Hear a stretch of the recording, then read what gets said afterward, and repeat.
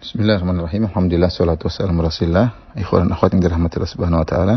Pembahasan berikut ini tentang bagaimana cara kita berjihad melawan riya. Tentu melawan riya adalah perlu perjuangan, dan ini bukan hanya perjuangan setahun, 2 tahun, bahkan perjuangan seumur hidup.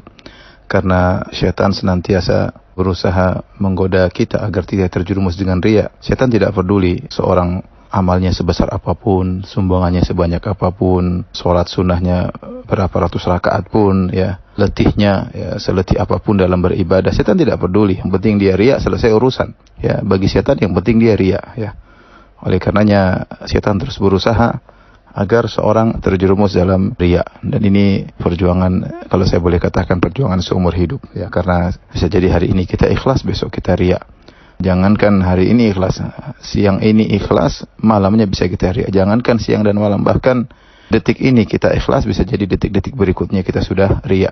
Maka ada hal beberapa yang harus kita renungkan agar kita bisa kuat dalam berjihad melawan riya. Ada 4 perkara yang saya ajak ikhwan dan akhwat renungkan bersama. Yang pertama adalah merenungkan akibat buruk bagi seorang yang riya, bagaimana akibat buruknya di akhirat. Yang kedua, merenungkan bagaimana akibat orang yang riya di dunia, akibat buruk apa yang dia rasakan di dunia. Yang ketiga, merenungkan tentang hakikat orang yang kita harapkan pujiannya. Kita dicari perhatian dari dia, ingin disanjung sama dia. Sebenarnya hakikat orang tersebut bagaimana? Yang keempat, perenungan tentang diri kita sendiri. Perenungan tentang diri kita sendiri. Ini 4 perenungan yang saya ajak ikhwan untuk merenungkannya. Adapun perenungan yang pertama, yaitu bagaimana tentang kesudahan orang yang riya di akhirat. Orang yang riya di akhirat sungguh menderita, ya, dipermalukan oleh Allah Subhanahu wa taala.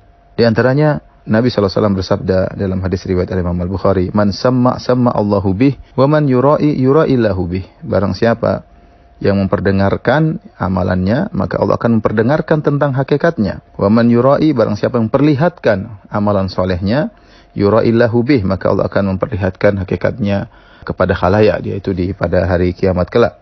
Hadis ini ditafsirkan oleh para ulama dengan 2 tafsiran, ya. Yang pertama adalah jika seorang di dunia ternyata dia melakukan amal soleh dan dia menampakkan pada orang lain seakan-akan dia tulus, seakan-akan dia ikhlas, dan orang tidak tahu isi hatinya, maka pada hari kiamat kelak Allah akan bongkar isi hatinya. Allah akan perlihatkan kepada khalayak pada hari kiamat, orang ini dulu riya, orang ini dulu sum'ah, ya. Dia memperdengarkan amal solehnya ingin dipuji, dia memperlihatkan amal solehnya untuk disanjung, dia hanya pencitraan ketika beramal soleh. Ini tafsiran pertama dari hadis ini. Tafsiran kedua dari hadis ini yaitu bahwasanya pada hari kiamat kelak Allah akan memperlihatkan pahala dari amalan yang dia kerjakan. Dulu dia puasa, atau dia bersedekah, atau dia haji, atau dia umrah karena riya, dan dia sum'ah, dia dengar-dengarkan kepada orang lain agar disanjung. Maka pada hari kiamat Allah tampakkan pahala-pahala amal yang dilakukan. Bagaimana pahala puasanya, bagaimana pahala umrahnya, bagaimana pahala hajinya, bagaimana pahala sedekahnya, pahala yang besar yang dia lihat, yang sungguh menggiurkan pahala tersebut.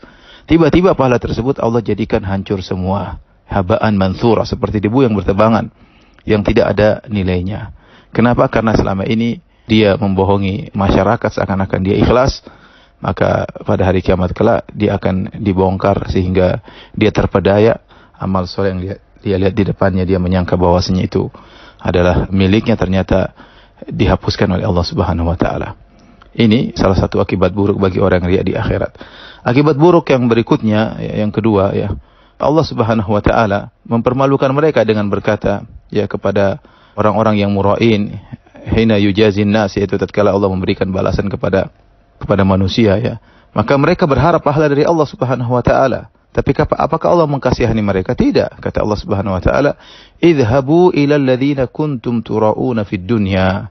Pergilah kalian kepada orang-orang yang kalian harapkan dulu pujian mereka di dunia. Kalian kan dulu di dunia mengharapkan disanjung, mengharapkan dipuji, mengharapkan di like, mengharapkan disanjung-sanjung, diangkat-angkat, ya, dimuliakan dengan amal soleh kalian. Maka carilah pahala sama mereka, ya. Bukankah kalian dahulu mengharapkan pujian mereka? Idhabu ilal ladzina kuntum tura'una fid dunya. Pergilah kalian kepada orang-orang yang kalian harapkan pujian mereka dulu di dunia. Cari pahala sama mereka, cari balasan kepada mereka. Hal tajiduna indahum jazaan? Apa kalian akan mendapatkan balasan dari mereka? Jawabannya tentu tidak. Ini ejekan dari Allah Subhanahu wa taala. Insyaallah kita lanjutkan lagi pada kajian berikutnya. Allah